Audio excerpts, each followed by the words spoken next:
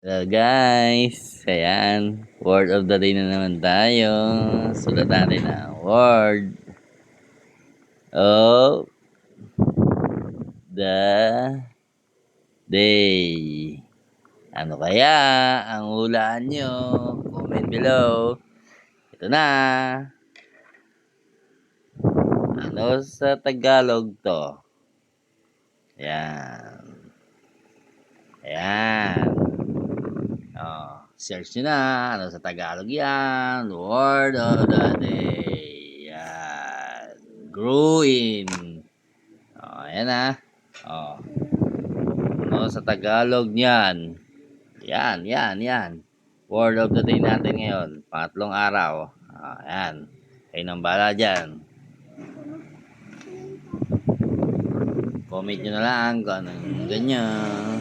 Bye-bye.